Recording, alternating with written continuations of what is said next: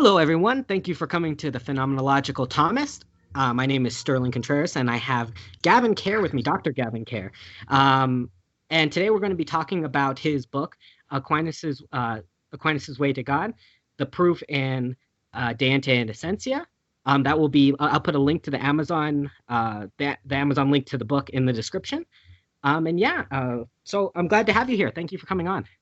Oh, that's great. Thanks for inviting me. I always love doing these things and I always love engaging. So, very happy to be here. Thank you.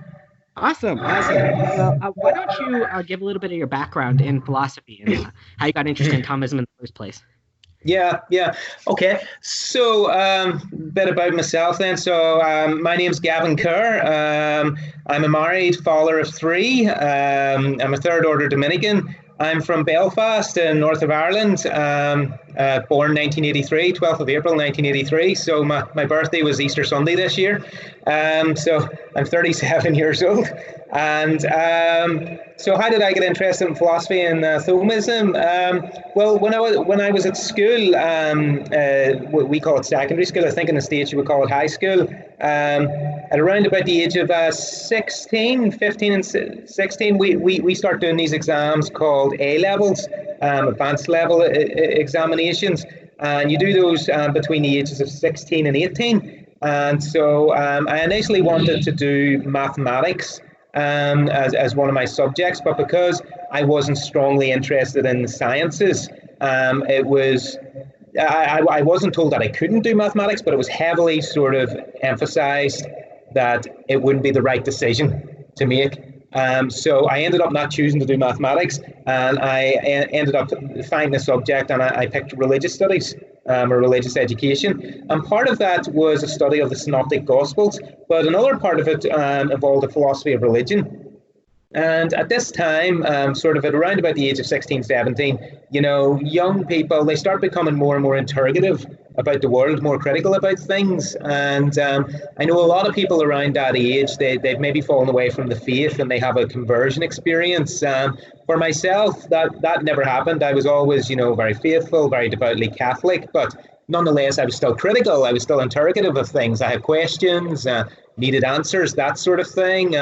But I didn't sort of have that attitude, well, if I can't answer these questions, there is no answer. And I happened to have a really brilliant religion teacher who was a graduate of scholastic philosophy at Queen's University, Belfast.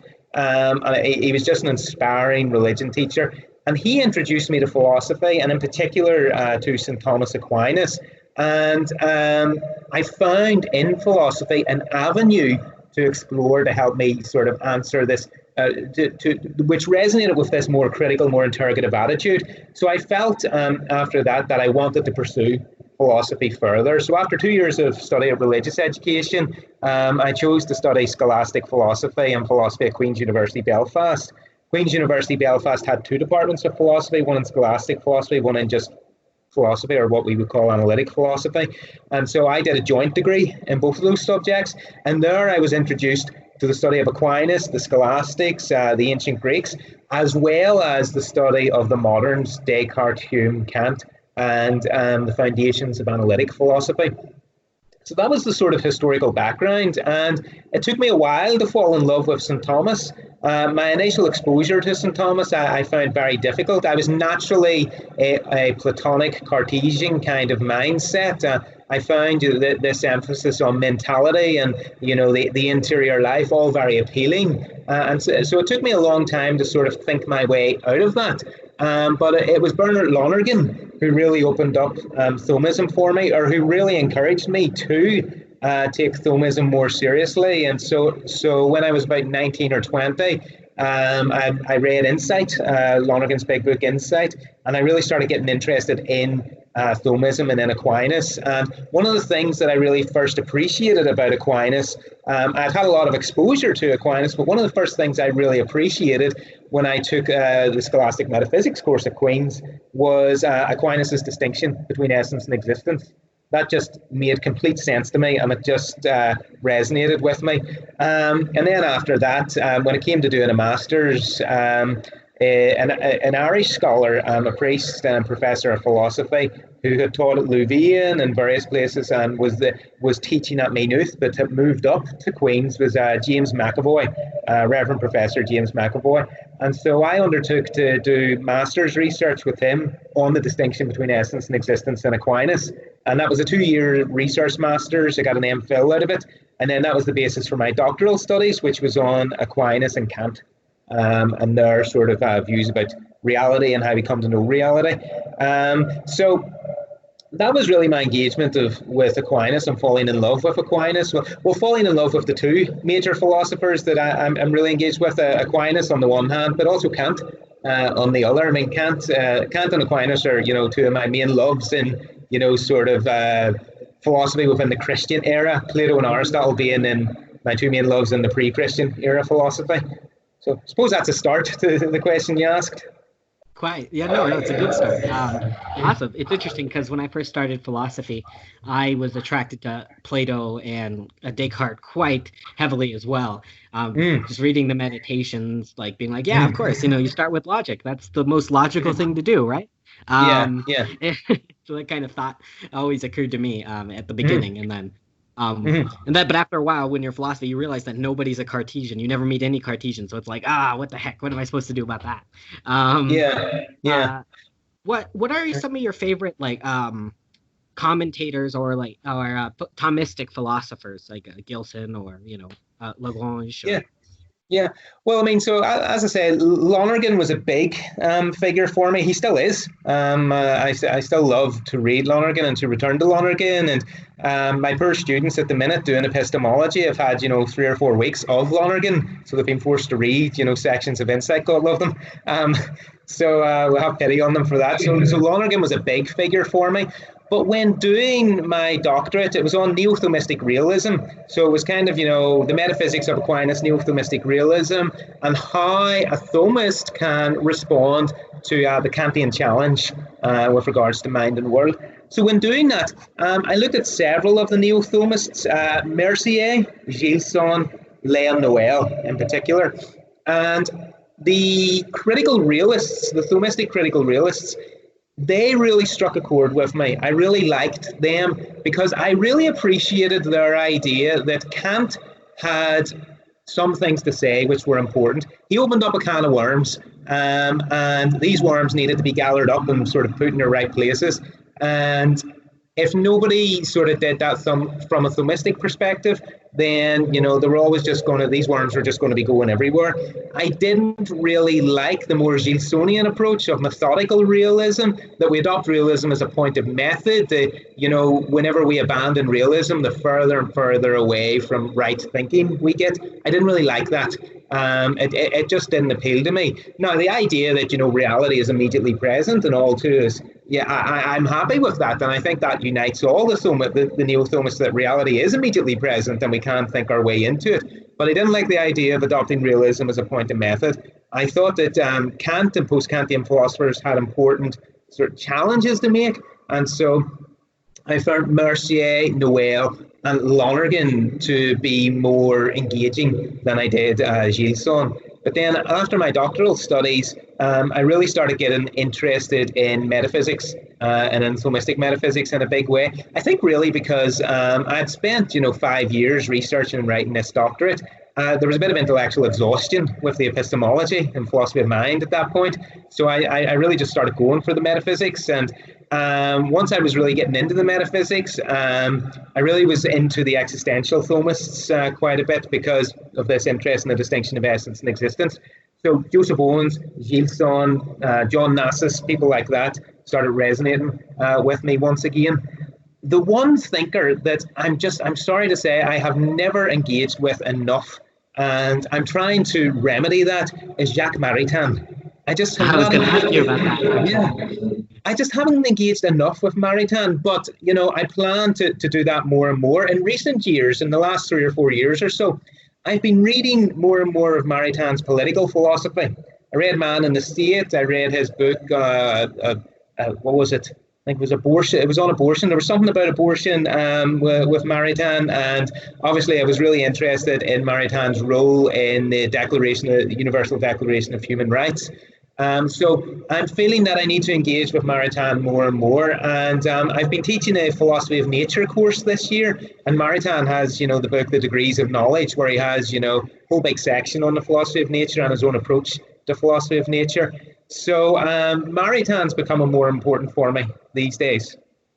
Yeah, definitely. And just going back to your perspective on Kant, the Kantian kind of idea that essence, or that existence precedes essence, is something that we have to deal with. I think as realists, if we want to be realists, we have to figure out what that means in terms of Thomistic metaphysics. The thing I was going to ask you about, though, is do you make a distinction between metaphysics and ontology? I know that distinction is made. Metaphysics, seems to be concerned with those more very general features of being, where ontology is concerned with the principles which constitute being, something like that. I think that's a very loose sort of distinction to make. I just talk about metaphysics whenever talking about the being of things, whether that's to do with the constitutive principles or the general sort of categories which apply to all beings, or the transcendentals. I don't really make that distinction. I know it became a big deal around about 17th, 18th centuries. I know Kant was working with that kind of distinction, and I think was it Wolff? Was it Christian Wolff was the first to distinguish between metaphysics and ontology? But for myself, no, I don't really make that distinction. Okay, well, interesting, awesome. So, how did this book come to be? Like, how did you? What is the purpose, and how did it, come into your mind to write this? Yeah, so I remember, it's a really funny story. It was during my doctoral research, and obviously during that, I'd done a lot of research on the distinction of essence and existence, and the different attitudes that you can take to that, and how to defend it, and how to conceive of existence, all of that sort of stuff. So the groundwork was laid for it in the doctoral thesis. But at the time, I thought I was reading Whipple a lot. Whipple's another commentator. Whipple's definitely. Yeah, I think he hits the nail on the head brilliantly, just in so many things. And I was reading Whipple's big book, The Metaphysical Thought of St. Thomas Aquinas. Excellent book. Anybody interested in Aquinas' metaphysics, great textbook. Just don't go into it if you want, something that a lot of, I one time recommended Whipple to somebody who was interested in Thomism, and they were like, why doesn't he address the 5 ways? And he does in the end of the book. Yeah It's great. Exactly. Everything, and then finally 5 ways. Mm-hmm. Well, I mean, I was at the end of the book where he was going through the proofs of God, and before he does the 5 ways, he does proofs from other sorts of works. And I knew the proof from the De Ente, the proof based on essence and existence, and it was always intuitively appealing to me. And Whipple, when he was writing about it, he just said, this proof, this is a very metaphysical proof. It has a metaphysical procedure, and it's a very interesting one at that. And there was a sort of a hint that it would be good if somebody did a study of this. And so whenever I was doing my doctoral research, I thought, I could write an article on this. And at the time, I just kind of engaged with this whole issue of essentially ordered series. And I just figured out for myself what essentially ordered series means, and what the metaphysics of essentially ordered series is. And so I wrote a paper on Aquinas' proof for God in the De Ente et Essentia, and it was published in the Journal of Philosophical Research. And it was about 15,000 words. To put that into context, most journal articles are between 8 and 10,000 words. Usually they would prefer around about the lower end, 8,000. So this was quite a lengthy journal article, but it got published, and I thought, well, maybe there's scope for a book out of this. So whenever I completed my PhD, and whenever you complete your PhD, or even before you complete it, everybody's saying you have to publish as much as possible. Otherwise, you'll not get a position in philosophy. That's partially true. You do have to publish a lot. And so I was really kind of pushing myself to publish, and I was kind of throwing out articles here and there, and I was getting all these ideas. But the thought always came back to me, I really should write, or at least attempt to write, a book on the proof in the De Ente et Essentia. So I gathered the materials, and I started writing the first bit of the book on the distinction of essence and existence, and the meaning of essence and existence. And then it took a bit of a hiatus because I had a lot of teaching to do, and I had other bits and pieces that I wanted to finish, other publications I wanted to finish. One of the publications was an article I wrote on Essentially Ordered Series for the American Catholic Philosophical Quarterly, where I presented a model for how to understand per se and per accident series. And it's a model for understanding these series that I've kind of, retained throughout my academic career and writing about these things. And I've actually noticed that a couple of other authors actually kind of, advert to it and make use of it. So it was a nice wee article that I wrote. And when I wrote that article, I thought, I'll go back to this, book on the Ente argument. And then the stuff from that article just found a natural place in the chapters on causality and infinite causal regress. And then all of a sudden,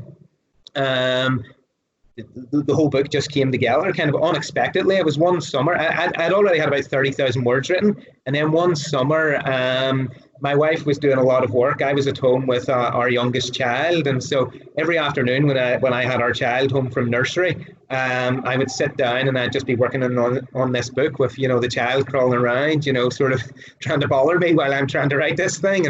And that summer was extremely productive. I started writing more and more of the book round about May. By September, I'd had another 60,000 words written, so it was up to about 90,000 words, and it was just extremely productive. And I sent it off to Oxford University Press, and I wasn't expecting much at the time because I was used to, a really high rejection rate when it comes to publishing articles. I still am used to that. That's just a fact of academic life. Really, really high rejection rates. So yeah, you need a thick skin to do this, and I wasn't expecting much, and I thought maybe at best I would say, well, this is a nice project, but there are problems with it. There's this, and this. And I thought, well, I'll have to fix it up and send it off again. But it was just the Easter, so I submitted it in the September, and then the Easter the following year, in and around the Easter season, I got an email from Oxford University Press. And I thought, okay, right, interesting. And it just says, it's positive, yes, we think this would be a good publication. And, that was that. And there you go, good birthday present for you, I imagine. Yeah. And not to put any of your viewers off, but whenever I read it, I nearly threw up. I was nearly no. Yeah, I was just like, oh my God, and it was early in the morning, so I went and woke my wife up and let her know the crack and everything. So yeah, so that's how the book came together, and that's how the publication came about. Awesome. So that's a crazy story, but that's it turned out to be a great book, and I thoroughly enjoyed reading it. And I know many who have found it very essential to their understanding of this proof. Yeah. I think it would be the preeminent book that people are recommended when they want to learn about the Ente-Essentia argument. Right, that's nice to hear. Yeah, exactly. It's good. It's very good. It's very well received. I would like to talk about, at least just for viewers who are not as familiar with Thomism, talk about the distinction between essence and existence. And what that means. Yeah. Okay. So Thomas famously, in this little work, the De Ente et Essentia, he wrote it as a sort of introductory guidebook to metaphysics for the Dominican brothers that were living with him at Saint Jacques, who were having a bit of difficulty with metaphysics. So he writes this introductory text, which is now a classic text in metaphysics. He wrote it when he was in his early 30s. I'm in my late 30s now, so he was in his early 30s, and he wrote this. So I'm never going to get to that stage, right? So, he's already too good for us. Yeah, exactly. This is it. So to put it into context, he's considering substances and certain kinds of substances, and he gets to chapter 4 of the De Ente et Essentia, and he's talking about these immaterial substances, these things which are just pure forms. In Christian theology, this would be the angels of Christian theology.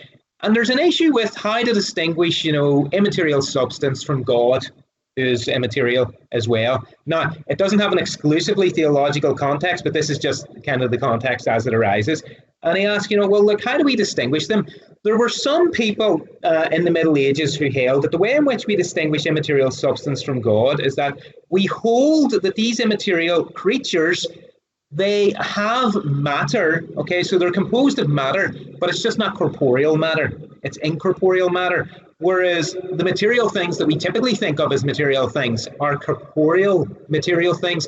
They have corporeal matter. So this view was known as universal hylomorphism. So the idea was that all creatures, no matter what, are composed of matter and form. Okay, so they have some sort of material component which is formed in some kind of way.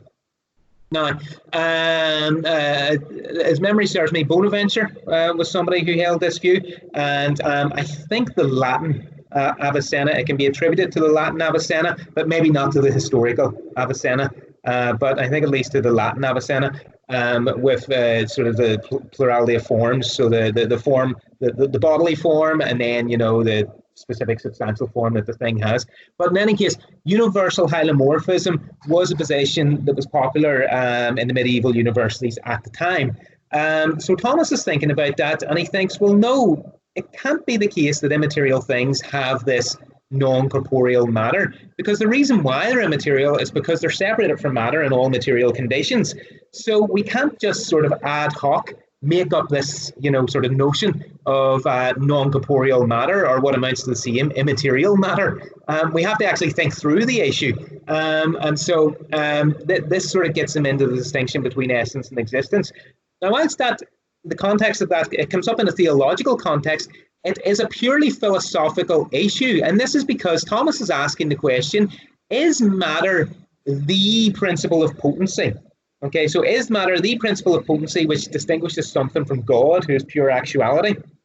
Or is there a more fundamental principle of potency than matter?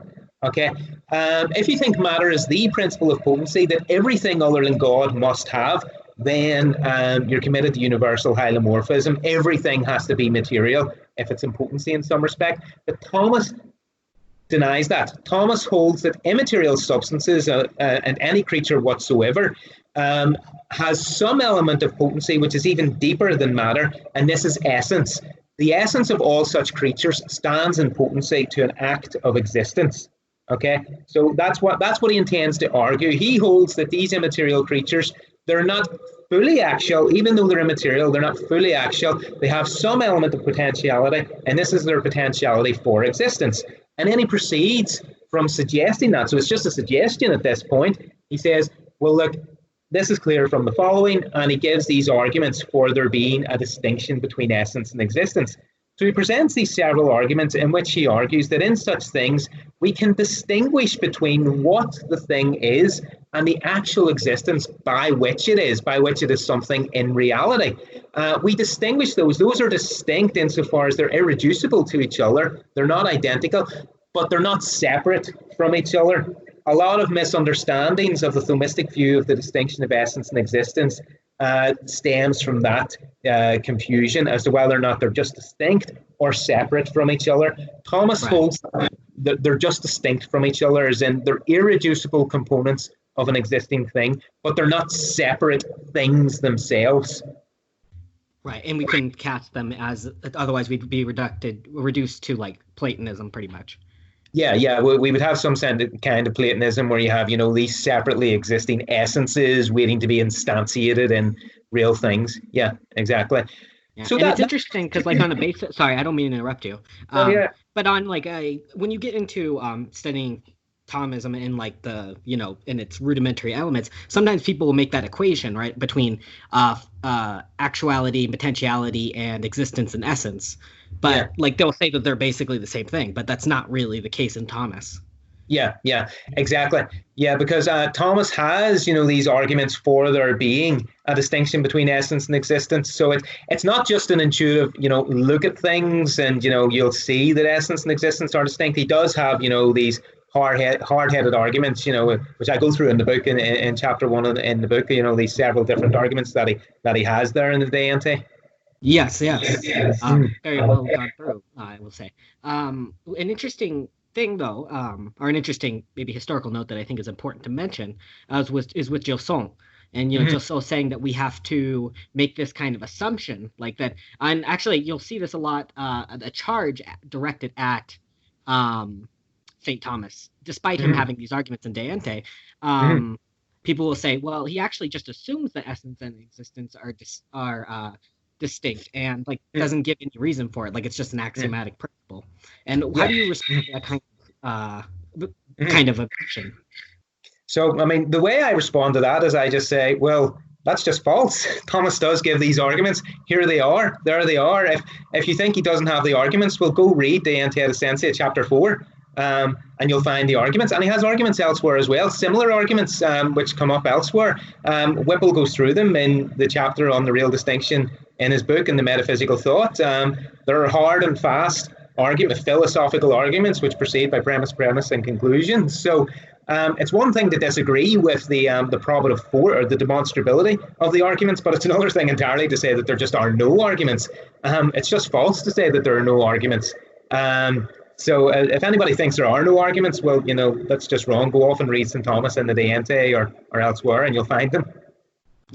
Just so, yes, quite correct. And so an interesting issue that's antecedent to this kind of topic is the kind of Scotistic question, or Scotus, where he says, well, actually, the distinction between essence and existence is a formal distinction, not a real distinction, like you find in St. Thomas. I know that you said that you hadn't studied that much Scotus in a while, but can you just give me your brief thoughts on that? Yeah. I think if Thomas's arguments, especially those that he presents in the De Ente et Essentia, are correct, essence and existence can't only be formally distinct in things, because if they're only formally distinct, then there's real identity in the actual thing, and the formalities are just distinct in how we conceive of them. So the classic case of a formal distinction is a distinction between the morning star and the evening star, or the dinner table and the breakfast table. Whilst these are the distinct formalities of the thing, in reality, they are identical. So the breakfast table and the dinner table, usually, the morning is the same heavenly body. So there's real identity, yet formal distinction. I think if Thomas's arguments work in the De Ente, as I argue they do, we have real distinction. We have real irreducible components in actually existing things. So just as, say, matter and form are really distinct principles of a substance, so essence and existence are really distinct principles of things. So I think we just come to, a bit of, a crossroads with the Scotists there, and we have to ask, are Thomas's arguments do they prove what they set out to prove? And if they do, then essence and existence can't be formally distinct. They have to be really distinct.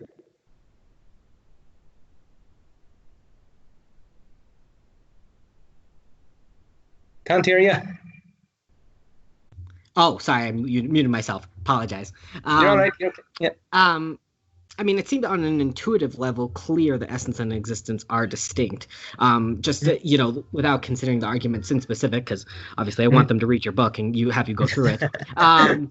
But on a conceptual level, obviously, their distinction between there being something and what something is distinct, right? So just on a conceptual analysis perspective, you have to admit that there is some distinction. And once you admit that, I think that lets in the way for the work that the arguments are going to do. Yeah. And that's one of the first arguments Thomas offers in the De Ente et Essentia, that, when we look at the conceptual level, or when we analyze the essence or the quiddity of a thing, we see that it doesn't involve existence, that you can understand the essence or quiddity without understanding the existence of the thing, and then that carries over into the real analysis of the thing. Now, there is some dispute amongst Thomas scholars as to where exactly Thomas establishes that they are really distinct.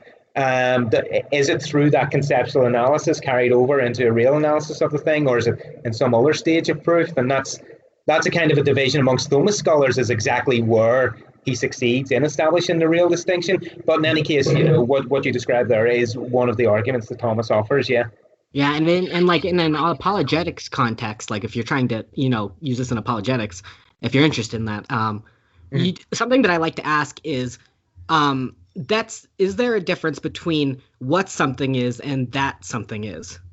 And yeah, go on. And I think that works in an apologetics context on a simple level, and you could lets you in for the bringing in the argument, I think. Yeah, Yeah, I think yes, at an apologetics level, that's all grand. I think at a kind of a deeper sort of philosophical level, which is something that goes beyond apologetics, the distinction between what something is and not something is can lead sometimes to confusion about the nature of the act of existence which is being affirmed, because considering existence in terms of the affirmation that something is considers existence merely as kind of the affirmation of the fact of the thing. So it's more of a logical judgment, and it takes existence as a logical predicate, whereas Thomas is thinking of existence as a real ontological principle, or a real metaphysical principle of the thing, which is much more than just the logical affirmation that of the fact that the thing exists.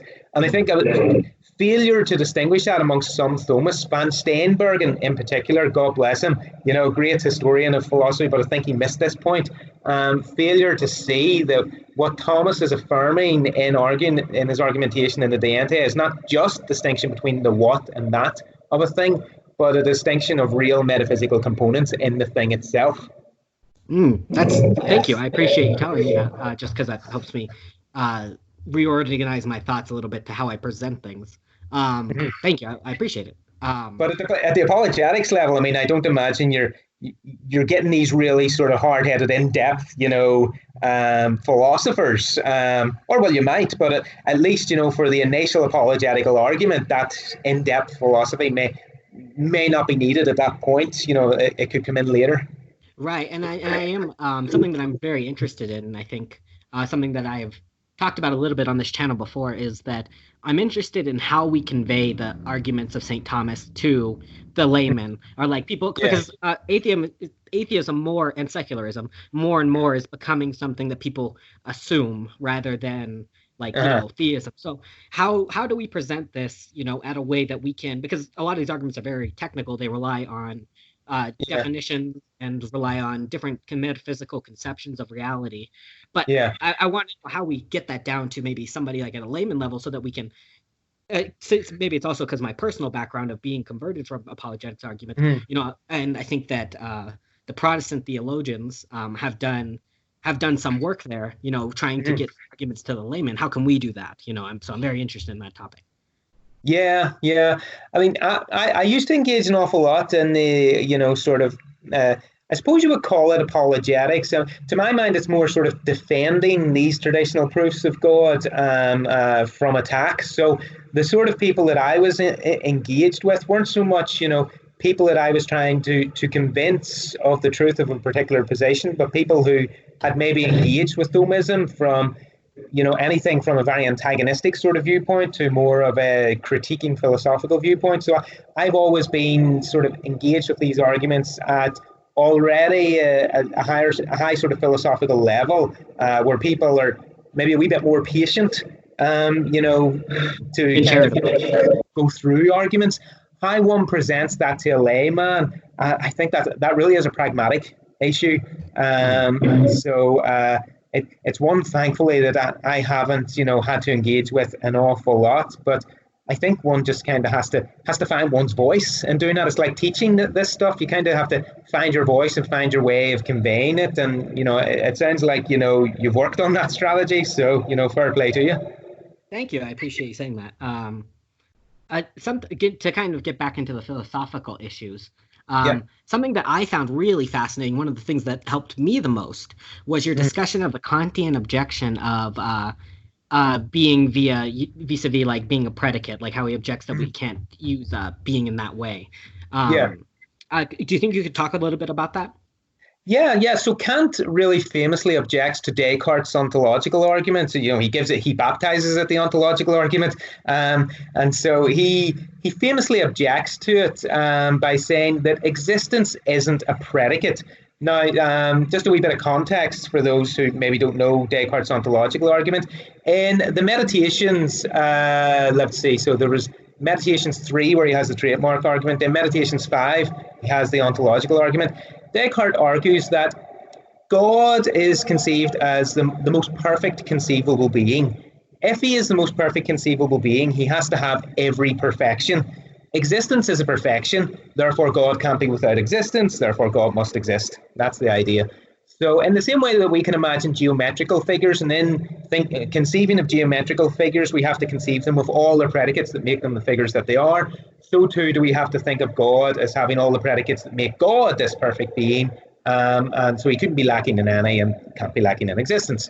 Kant famously argues that existence doesn't work like a predicate in that way. And he has a famous example, I could have 100, well, in Prussia at the time, I could have 100 thalers, you could have $100, or over here in the UK, 100 pounds, or in 100 euros or whatever. You could have 100, dollars, let's say, and my having those $100, there's no difference between my actually having them, so the real $100 existing, and they're not existing.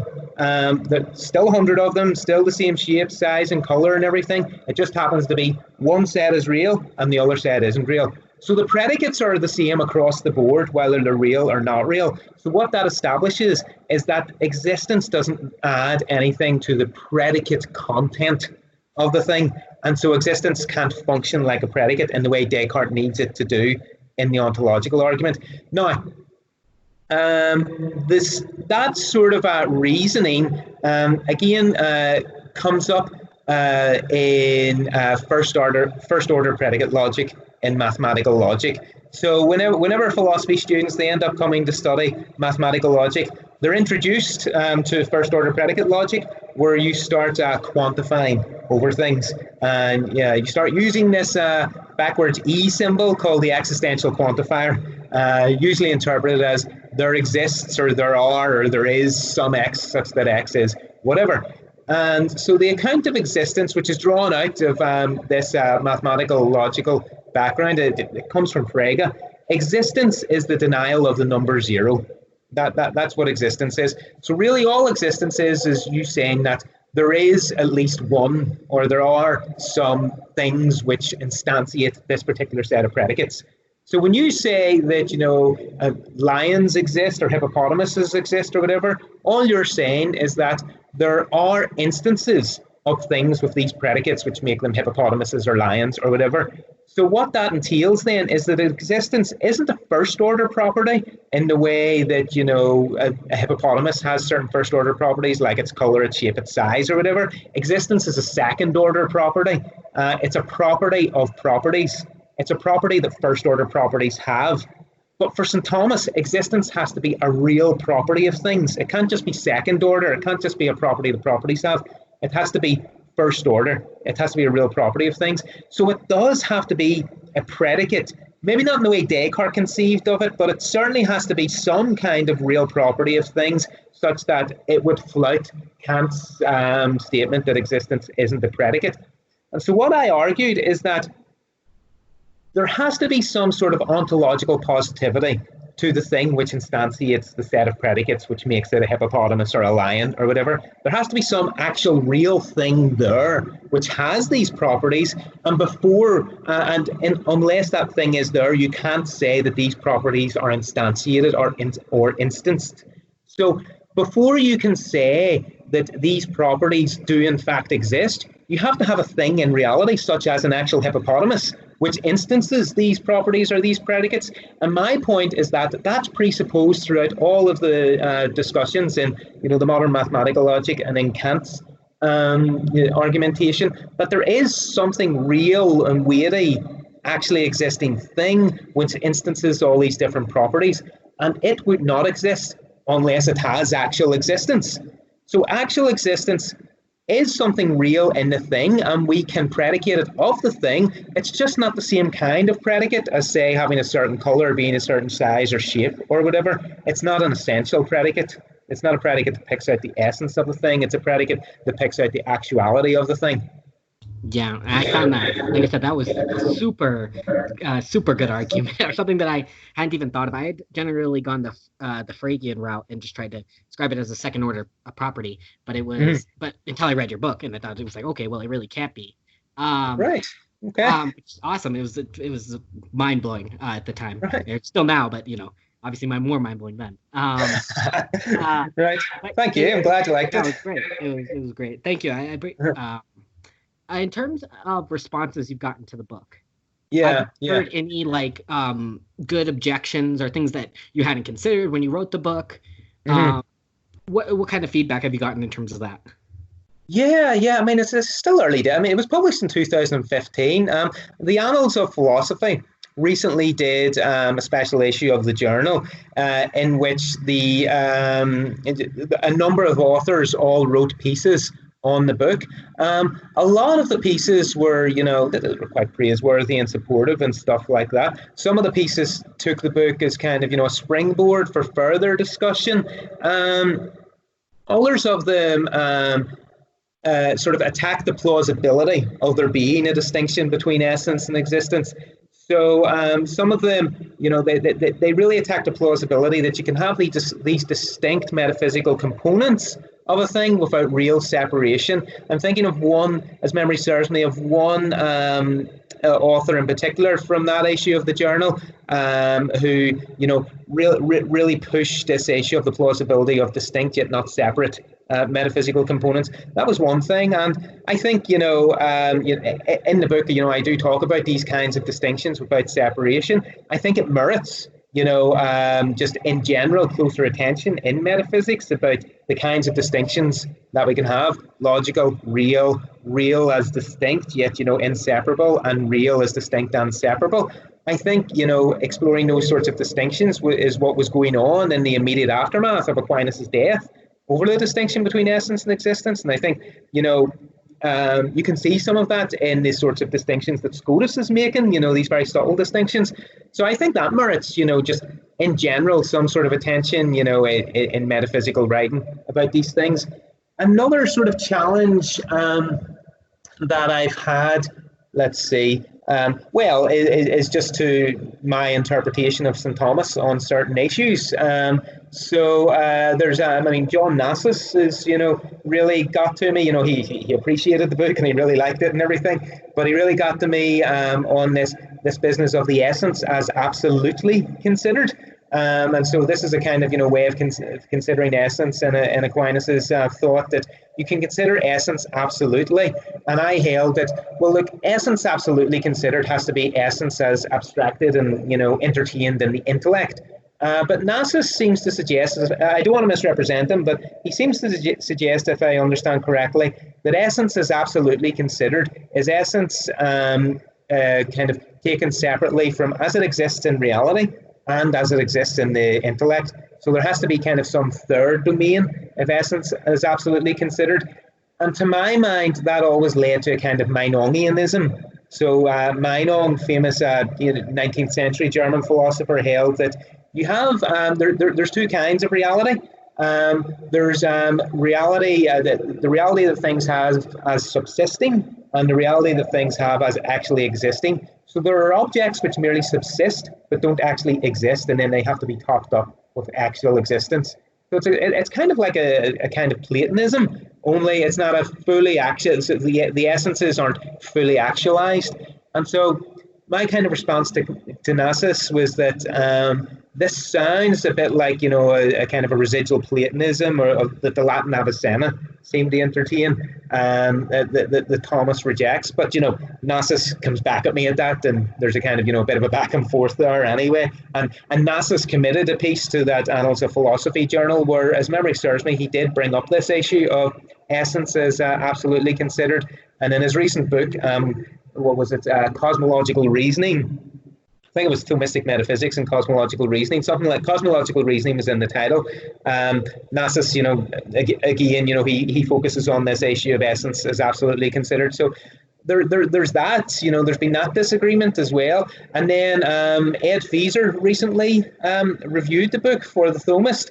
And in it, he liked it, but at the end he says, well, look, this is where I'm going to disagree with Gavin. Although I don't think he used my first name. I think he said Kerr. This is where I'm going to disagree with Kerr. He says, he doesn't think that the real distinction happens at the first stage of argumentation in the De Ente. So Aquinas famously in De Ente chapter 4 has these three arguments, the first two of which seem to be offering arguments for distinction of essence and existence.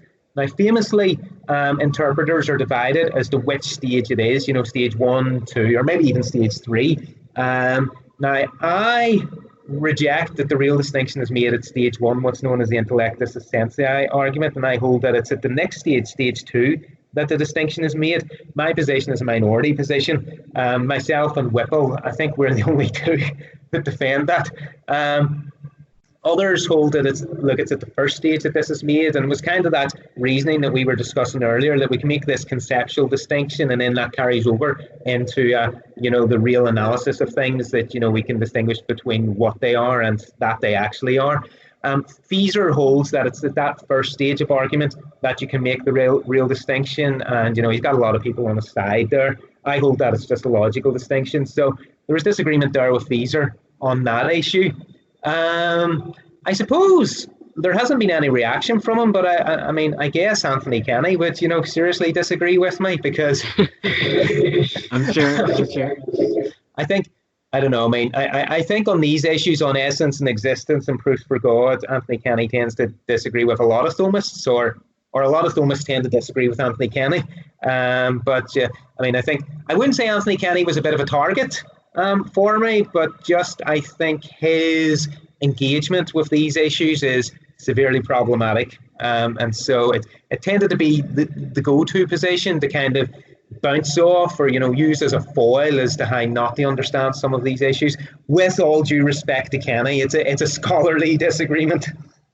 Right. Yeah, Kenny's obviously well respected. He's a commentator. He's a very prominent commentator, though. Maybe more so, at least what I found is for atheists trying to understand St. Thomas rather than for Thomas trying to understand St. Thomas. But whatever you'll say about him, he's very prolific, and he's written quite a bit about St. Thomas. The book you were referring to is Thomistic Essentialism and Cosmological Reasoning, which came out in August, if I remember. Yeah. It was a good book, a great book. I didn't know that he engaged with you in it, but now I have to go back and reread the chapters so that I know, so I can look at the interaction. An interesting thing that I've heard from particularly Heideggerians, and this is like a critique that they make against Aquinas, and it kind of applies to this, is that Aquinas reduces existence into a kind of action, something which agents do. And obviously that would be problematic for the argument if true, because then it wouldn't be this kind of metaphysical principle that we want to make it. Have you heard that view, and have you engaged with it at all?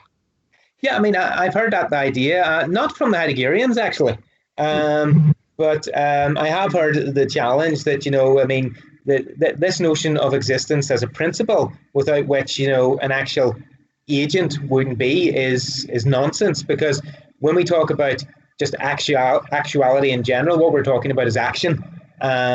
So things actually doing something. So we're talking about, the behavior of things in the world. So I have had that challenge. And in general, that's a challenge that people make to an Aristotelian metaphysics, which distinguishes between act and potency. So they see act or actuality as an achieved state. So it's when something has reached the end, it's not something that kind of, allows that or permits action.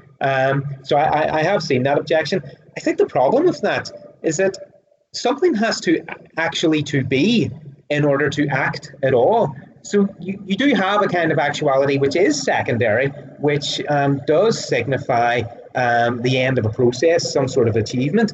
But prior to that actuality, there's a more primary actuality that it actually has to be in order to achieve that achievement. So there has to be some sort of primary fundamental actuality, or a primary understanding of actuality as prior, so that activity can be exercised. And I think that's a legitimate understanding of actuality. So the ball then is back in sort of the objector's court to to explain how you can have activity without presupposing actuality. Right. And just to be clear, where I've heard this argument is from Caputo. Caputo in his book Heidegger and Aquinas, an essay on overcoming metaphysics. That's where I've heard that objection. Right. I've read that book actually, so it's strange that I haven't actually engaged with it. It's okay. I'm not a big fan of him as a commentator. I'm more Sheenan and Richardson on Heidegger. I think that they're just better commentators on him, but it was just interesting to hear your response to that. So kind of an off-topic question, but something I'm interested in personally. So it seems like you started out with traditional martial arts, and you've kind of gotten more interested in combat sports or Jiu Jitsu recently. How has that transition been? Let's say so. 4 years ago, I'd always been interested in martial arts. Just my whole life, I'd always been. I think people just naturally are attracted to Bruce Lee, to Karate Kid movies, to it's just so spectacular when you see it on the screen. And I've always been interested in this. And as a child, I was sent to karate. I wasn't sent to karate. I went to karate. I wanted to do karate as a child, but I didn't have much staying power with it, and I never really sort of went back to it. But I always had a very sort of active sort of life growing up. I was always engaged in activity, enjoyed activity. We were brought up in the countryside, just outside of Belfast. A lot of countryside around there. So growing up in the countryside, you're always outdoors a lot. Very active. Generally fit and healthy. Sorry. Wrestling around out there with the boys. Well, this is it, and having brothers and sisters, that's a combat sport in itself. And when I got into academia, I really spent my 20s just caged up, in academia. I don't use caged up in a pejorative sort of sense, but when you're doing a master's and a PhD, and you're publishing and starting out in an academic career, you really just are really focused on academia. And outside of that, I was a family man, so it was academia and family life that really just took all my attention. But about 4 years ago, so into my early 30s by this stage, so 33, I was 33 at the time, the Jesus age. I remember just, I have a very good friend, like one of my best friends from school, godfather to two of my children. I was out with him and we were just chatting and everything, and he's got a black belt in both Taekwondo and Jiu Jitsu. And it just struck me, look, I'm 33 years, I'm working out an awful lot, I'm, engaged in, working out, doing the insanity programs and all that sort of stuff. Maybe this is the time that I could just, undertake, sort of some martial arts. And, if I enjoy it, I enjoy it. But, it'll be something to do anyway, something to, take my time, a bit of a hobby. The kids are up a bit now, I can devote a bit of time to that. And I always just thought, if there's one martial art you have to do, I think, Kung Fu is just, it's the martial art, it's, Bruce Lee, you think about the allure of, traditional Kung Fu. It's got such a history to it and everything. And I just thought, I have to do Kung Fu. And luckily enough, I found a Kung Fu school in Belfast, the Kick and Dragon Kung Fu school. And a friend of mine, another martial artist friend of mine, he knew some of the guys that had gone to the Kick and Dragon Kung Fu school and were since then doing I think it's called HEMA over here, which is the medieval sort of martial arts, the sword fight and that sort of stuff. And so they knew the Kick and Dragon school, and so he recommended it and confirmed Kick and Dragon is a good school. So I started going along to it, fell in love with it immediately, just loved the Kung Fu immediately. I loved every aspect of it. And, it was a great class and great people there. Still is a great class, still is great people there, great master there as well, knows exactly how hard to push you and, when to ease up and everything. But one of the things that kind of, after kind of, I think about a year and a half of training at Kung Fu, and I was doing a lot of private lessons and everything, doing a lot of forms, a lot of flexibility, all of that. And I thought, I just asked the master one day, can we do a bit of sparring, maybe? And so he has a mixed martial arts background, another sort of local, he would train and fight with another local club in Belfast, mixed martial arts club. And he said, yeah. So at our private lessons, we started sparring, absolutely killed me. So at the start, absolutely killed me. Just doing a bit of boxing, stuff like that, and then into a bit of rolling, absolutely destroyed me. But I loved it, fell in love with it, still do love it. And just as things progressed, the mixed martial arts club that he trained at did a kind of, beginner's novice program introduction to mixed martial arts, and they did like an initial 6 months membership. And I went to that, fell in love with mixed martial arts. But then in 2000, at the end of 2018, so I was in Belfast. I was working in Belfast at the minute, and my third child had just been born. At the end of 2018, I was coming to the end of my 6 months with this mixed martial arts club. I'd actually signed up to do a charity, fight, mixed martial arts fight, and that was going to be in around about March 2019. But I applied for a job teaching theology at a college in Limerick, which is a 4-hour drive from Belfast. I was teaching theology at the Mary Immaculate College in Limerick, and I got the job starting January 2019. So that put an end to that. So that would have been so cool. It's like Gavin Kerr, philosophy professor, mixed martial arts fighter. That would have been awesome. Well, it was just like a charity fundraising sort of thing, but it was to give people who had done this beginners program a bit of experience, in the cage. Something which I love, getting in the cage and, having a bit of a spar, a bit of a scrap. And so I got this job, 2019, went down to Limerick. The first thing I did was looked up the local mixed martial arts club down in Limerick. So the guy who headed up the club in Belfast, he said, well, look, this club here is down in Limerick. So I went and I found this club, and from the first week that I started in Limerick, I was training 2 nights a week down in Limerick at mixed martial arts. But then I applied for another job, which sort of became available, teaching philosophy at St. Patrick's College, Maynooth, where I'm at now. And I ended up moving to St. Patrick's College, Maynooth. It's only about an hour and a half, 2-hour drive from Belfast. So my family still live in Belfast during the week, and then I live down at the college during the week. So it's closer to home. So when I went to Maynooth, I thought, I want to keep up with the mixed martial arts. I really enjoy it. I enjoy the combat end of things. I enjoy the kind of just how much it really busts you. But there was no mixed martial arts school, but I did find a club that kind of did a mixture of martial arts, but it wasn't mixed martial arts. So they did Brazilian Jiu Jitsu, they did Wing Chun, karate, all that sort of stuff. And I thought, well, I did a bit of Wing Chun, still do a bit of Wing Chun at the Kick and Dragon Club in Belfast, which I still attend every week, every Friday night. So I thought, you know what, I'll work on the Wing Chun because I really like the Wing Chun.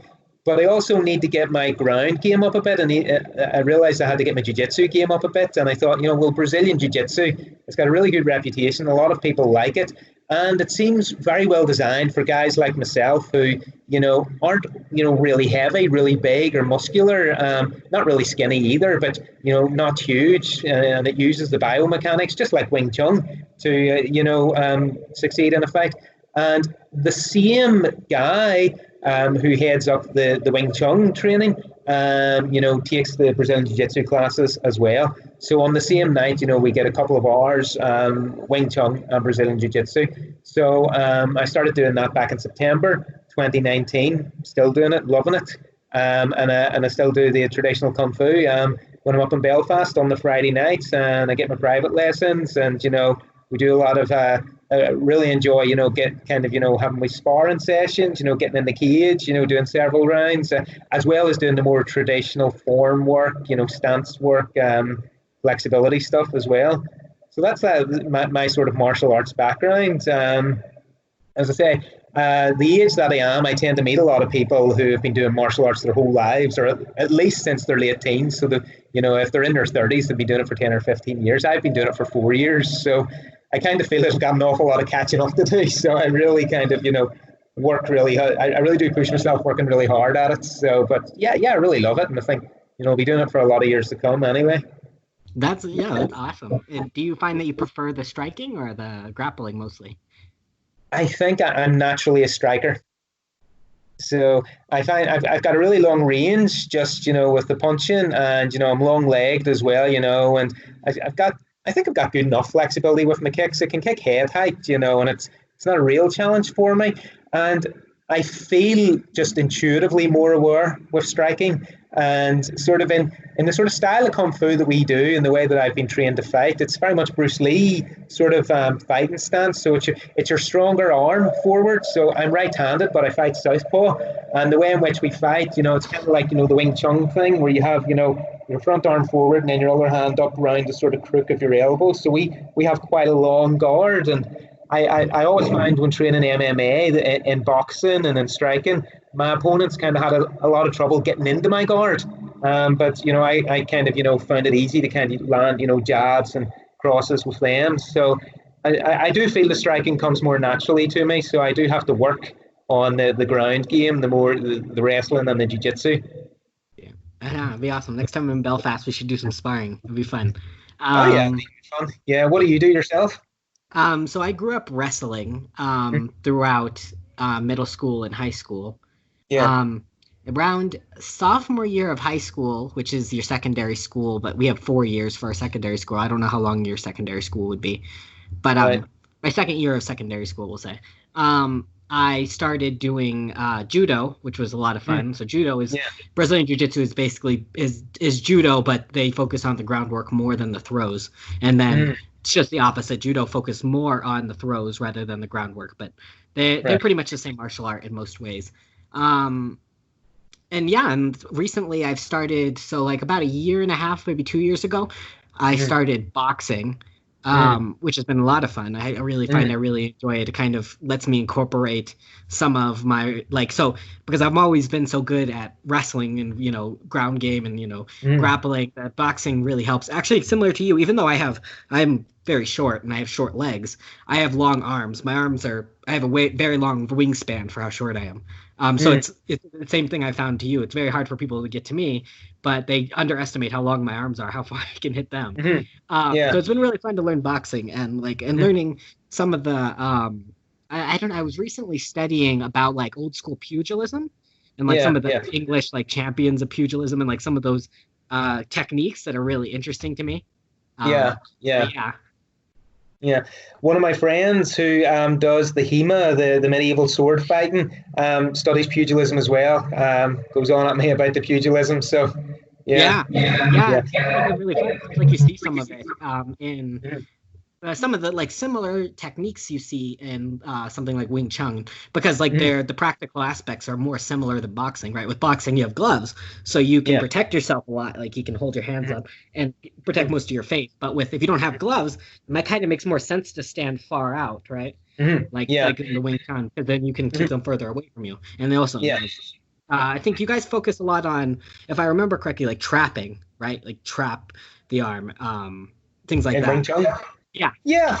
I suppose, I mean, the training that I've been doing, we've been focusing an awful lot at the minute, or I've been focusing a lot at the stage that I'm at, on keeping that distance and knowing what to do once somebody enters in to your distance, sort of various blocks and punches and, throwing them off balance, but you keeping the center line, that sort of stuff, and keeping the connection, forming the connection with your opponent so that when they push into you, you can recoil back like a spring and then bounce forward. Yeah, it reminds me of fencing almost. I've seen it reminds me of fencing. Like you keep the center line and like you pounce forward. Yeah, it's very very interesting to watch. I like it. I enjoy it. And I believe Bruce Lee incorporated a lot of fencing into his fighting style as well. And one of the things that my master in Belfast, my Kung Fu master in Belfast, one of the things that from time to time he does is he brings the fencing gear in, and we get a chance to do a bit of fencing as well. So that's awesome. Yeah, that's awesome. Yeah. And I think if I recall correctly, your children are doing judo, right? Yeah. So the way it was really interesting the way it started with the judo. So my eldest son, he has special needs, and he, when your child has sort of special needs, it's hard to kind of find activities for him to do where other children, other families, other kind of professionals will understand him or will be sort of sympathetic and patient with his sort of special needs. And in Belfast, one of the judo instructors who is with one of the judo schools here in Belfast, she set up what was called Inspire NI for Northern Ireland, the Inspire NI Judo Club. And I got word of it through a friend that this was being set up for kids, with these special needs. And I thought, well, it'd be great, for something for my eldest son to do. It was initially on Sundays to get him out to this, and he would get out there and he would meet people, and he would actually have something to commit to. And so he started going along to that, I think about 3 years ago now. Let me see. Yeah, 20, the Christmas of 2016, January 2017 was when it first started. So about 3 years now. He started going along to that and really enjoyed it, started making some great friends, and he's been there ever since. And we used to kind of go as a family. He would go to this, and then we would just kind of hang around. And my daughter saw it happening, and so my daughter kind of thought, she would like to try it. And then since the lady who formed Inspire NI, the Special Needs Club, she coaches at just a regular judo club. We got the times for that, and then my daughter started training in judo at the regular judo club, and that was around about September. Let me see. September 2018 she started, and then in June 2019 she did her first judo competition, a local sort of schools competition. She thoroughly enjoyed it. Really nervous at the start and everything, really nervous training, but she really enjoyed it, and she came out of it smiling. I think she came out of it with a bronze medal in her first competition, and came out of it with a smile. And I'm told that my behaviour on the sidelines, I was kind of, a crazy sort of parent, screaming, shouting, bouncing about, as a protective father. So yeah, she did. So the two of them do judo. And also what happened is that I would go to Kung Fu on Friday nights, and just to give my wife a bit of a break so that, she wasn't at home with the kids all night, and to give me a wee bit of time, evening out with the kids. I used to bring the kids to Kung Fu, and they would sort of wait by the sidelines and, watch while I trained Kung Fu. And there was a kids class trained before us, so usually the parents of those kids, would train the adult class, so there were still kids about, so the kids would play together. And my secondary sort of intention there was that my kids would start to get interested in Kung Fu. And my son, he first started getting interested in Kung Fu, and so he started going to Kung Fu on Friday nights with me, and then he would do his judo on Saturday mornings. And then eventually I got my daughter interested in Kung Fu as well, thank God. And so she does as well. So yeah, no, that's awesome. That's fantastic. It's very important, especially for kids. I mean, just obviously, so growing up doing wrestling, you get like this. You learn a lot of things from sports, from like from camaraderie to discipline to learning how to kind of take losses. How to be respectful to your opponent while still being able to compete. Having that kind of controlled aggression, as it were. Yeah.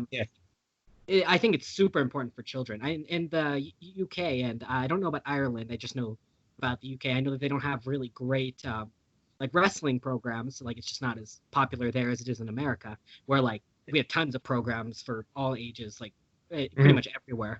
But on the other hand, they have judo, which is really big, much bigger than here. So yeah, anybody who's in the UK, I'd highly recommend doing judo for your children, especially, so they can get that kind of camaraderie.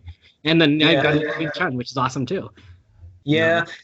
I think, what's much more popular in the schools here does tend to be the judo and also the Jiu Jitsu clubs as well. If the schools are going to kind of allow a martial arts club, well, it tends to be judo. It's the gentle art, and now it's allowing Jiu Jitsu as well, because it's kind of a more gentle, controlled art. It's the striking sort of arts, the likes of your taekwondo, traditional kung fu, karate, those sorts of things.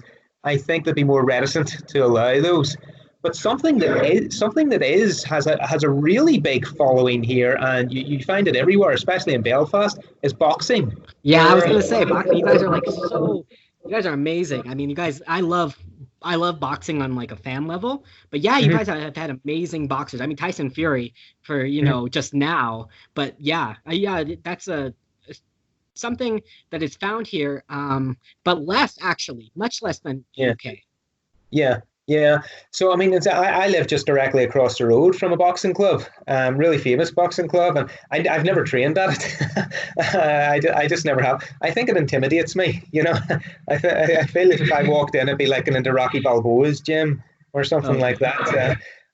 So I've never actually trained at it, and I've never had this sort of, maybe it's too close to home. Maybe I don't like the idea of just going out across the road to the boxing club and coming back. Maybe I feel that I have to pack up my bag and go to the club, and sort of that it's an endeavor to go. Do you have an interest in learning like I mean, you guys have so much history in boxing. I guess it would be really cool to learn. But I mean, maybe if you're just not interested in that type of combat, I mean, it's a very focused art, right? Like Mm. boxing. But I mean, then again, it's something that at least in America, it's like what your grandfather teaches you how to do, right? Your grandpa Mhm. teaches you how to box because he boxed and everybody in your family boxed, and you know what I mean? I mean, I've never felt the sort of the need to box, and I've never been drawn just to boxing. Part of my MMA training, when we did this sort of beginners course, we had a Muay Thai instructor, and so we really kind of honed our striking with the Muay Thai, and my Kung Fu master incorporates a lot of Western boxing into our training as well, and then he incorporates that with the kicks as well. So I feel that I am being in a sense through a secondary sort of osmosis sense getting those boxing skills. But obviously, if I went to a boxing club, you would really sort of get all the very special skills and all the wee tricks and everything, and the footwork and the stance work and the different kind of strikes and combos, to a much higher level than if you were just doing MMA or Kung Fu or Muay Thai or something like that. Definitely. Actually, that brings up an interesting question because there's a martial art that is not popular here, but I don't know if it's popular in the UK or not. Is are there many like Savat clubs? Savat clubs. The way you look at that, I can tell maybe there isn't. Yeah, Savat. So like, it's spelled Savate. It's like a French kickboxing martial art. Yeah, I've never come across it. So no, it must not be popular there. Darn. Well, I mean, I wouldn't take my word for it, but it's not one that I've come across. hmm Yeah. Interesting. Yeah. And one of the things that's also interesting is that the UK has, I don't, maybe you understand this better than I do, but I don't, there were so many different wrestling styles that are native to the UK. So you have like collar and elbow, you have, which is Irish. You have like Scottish backhold, catch as catch can, which originated in England. Mhm. Lancashire, maybe? I'm not sure how to pronounce. Uh, Lancashire or Lincolnshire. Lancashire wrestling. Yeah. And it's Right. just interesting that a lot of those styles have unfortunately died away in the last 50 to 100 years. Mhm. Do you see a lot of those local styles around, or is it mostly gone? You're asking the wrong person there. Yeah. Uh, I haven't engaged with wrestling. We do a bit, some very basic wrestling moves at the Kung Fu school in Belfast, but I just haven't engaged with wrestling as a discipline to be able to answer your question. Sorry. No, it's okay. It's just interesting that there were so many. Like even in Wigan, you have like the Snake Pit, which is Right. one of the most famous catch and catch can wrestling schools in the world. But like it just seems like there's not a lot coming out of there. It's just kind of sad. Mhm. But Yeah. thank you. I appreciate your time here. I had a very interesting conversation, I thought. Yes, yeah.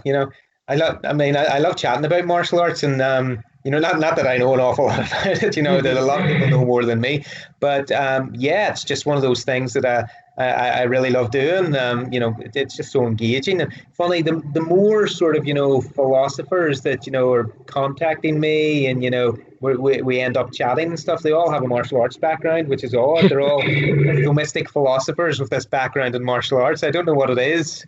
I remember saying to my wife one day, when I was really getting into sparring and doing the martial arts, I says there, I just kind of want to read philosophy and, train and fight. You could be you like know, the Thomistic version of one of those of like a Buddhist monk, right? Like well, start a monastery for like Thomistic philosophy and kung fu. Just put them yeah, together. don't know about that, but there was something. I was on another podcast, and we ended up talking about martial arts, and it was actually one of the things that attracted me to the kung fu is the lifestyle of the Buddhist monks. It's such a disciplined physical lifestyle, and from what you can see from the outside looking in, obviously I've never been to the Shaolin Temple or to any of the training places in China. But from what you can see from the outside looking in, it seeks to train both the mind and the body. It is that kind of martial art where you have to kind of have this mental training as well as this physical training, from what I can tell. And that's something which resonates with me as part of the Western tradition in philosophy, going back to the Greeks and to the Romans, of a healthy mind and a healthy body. And so I'm seeing that. Plato was a great wrestler, right? Yeah. Broad shoulders, right? That's what his name means. Mm. And so I'm seeing that with a lot of the Thomists and just the philosophers that I'm engaging with. They have the same sort of ideal of, the healthy mind, healthy body. So they all are engaged in some sort of physical training, and generally that tends to be martial arts. Yeah, it's awesome. It's awesome to kind of have that. Maybe it's just because we're good Aristotelians, right? We gotta strive towards perfection. Yeah. So we emphasize the body. Yeah, quite. Yeah. I mean, yeah, exactly. Good habits. Yeah. Well, thank you for coming on the show. I really appreciate it. Hopefully, I hope you enjoyed yourself. I hope that we kind of it's interesting. We talked about martial arts and we talked about the art, your book. Anybody, like I said, I will put it in the description so they can find your book. Purchase it on Amazon. It's a great book. It's one of my favorite books that I've read in the last 5 years. So that's a high compliment because I've read a lot of books. Thank you. But thank you for coming on again. No, you're very welcome. Yeah. Anybody wants to reach out, get in touch. I mean, very engaged, so always very happy, to respond to people. I may not respond immediately at times, but I'm always very happy to do that. Yeah. Yeah, we're a very busy guy, I'm sure, with your children and working. How's the quarantine teaching you actually, or taking you? Yeah. So quarantine, it's not too bad. We would just be staying home anyway. There's been no kung fu, which is a real just. I'm like 5 weeks now with no kung fu, no training, no Brazilian Jiu Jitsu, nothing. It's the worst. My wife and I, we do a lot of our kind of physical training at home. We kind of have our gym equipment at home, so for the heavy lifting, for the exercise, that sort of stuff. So we haven't been missing out in that sort of way. And we got plenty to keep us entertained at home, plenty of books, we got the Netflix, all the subscriptions, that sort of stuff. One of the things that I am finding is that a lot of my projects that I was engaged on, the books for those projects are back in my office at the college. To which I have no access. But God bless social media, because so many good people on social media, and with a good network, you can get access to materials that you would need. But it just slows down a lot of the research projects, even the lectures. So we're still lecturing at St. Patrick's College. And what I've been doing is I've been recording my lectures, giving the students access to them, giving them lecture notes, that sort of stuff.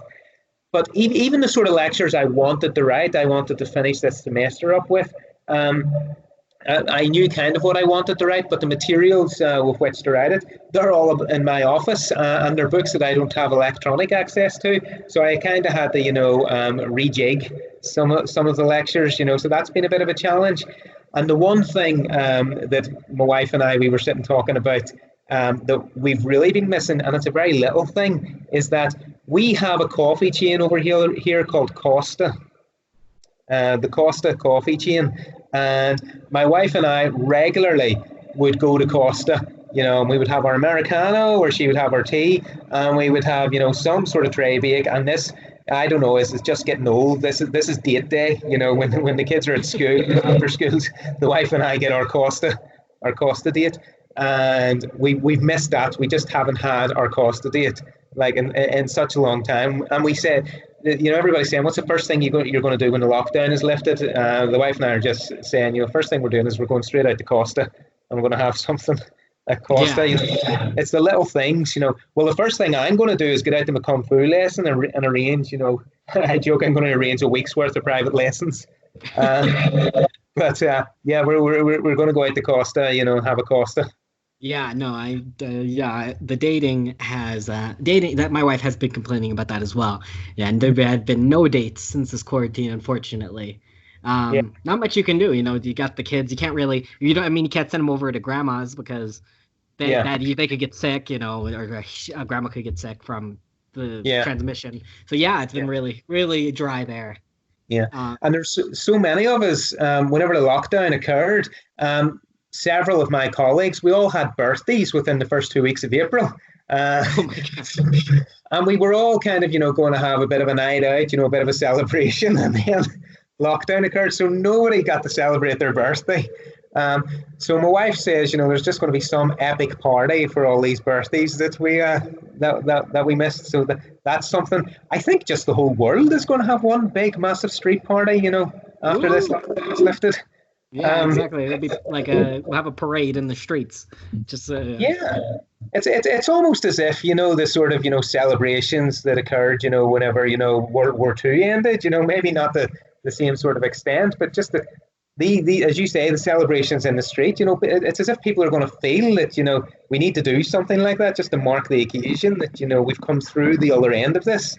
Definitely. That's the reason why there's we should have festivals like we did in the medieval times or in the Renaissance. Have festivals just to celebrate that we're all still alive. That's where those come from at that point. The celebration of the survival from the plagues and the disease and the happiness for being alive. Exactly. I think the local restaurants, and local bars are going to do great when we all, come back out of this. Oh yeah. Make up for the shortfall during the lockdown. Yeah. How has your spiritual life been? Has it been difficult? I do miss the Eucharist. I do miss the Sacrament of Reconciliation. The last Eucharist I was able to get, physically was on St. Patrick's Day, March 17th. That was the day that the lockdown occurred. So I was out at Mass on St. Patrick's Day, got the Eucharist, and then that evening, the UK Prime Minister, Boris Johnson, instituted the lockdown. So we weren't able to. I haven't had the Eucharist since then. Now we get Mass. Mass is televised via webcam, and there's a great local religious community, the Redemptorists. Joseph Owens was a Redemptorist, by the way. Not a lot of Redemptorists know that, but Joseph Owens was a Redemptorist.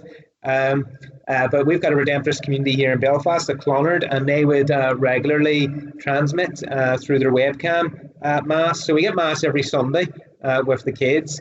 I do the Divine Office every day, and we as a family would pray at least part of a rosary every day. It's hard on the kids to pray a full rosary, so we do pray part of the rosary every day, or endeavour to pray it every day, and we pray this, for the whole world and for the people suffering from the coronavirus. The kids seem to like that. And then I myself, my wife and I, we would fill in the rest, or we would do some other sort of suitable spiritual activity, such as, reading scripture. And I would always have some sort of spiritual reading to do, which is kind of opportune because, doing a spiritual reading, generally tends to be reading some philosopher or theologian that I'm interested in anyway.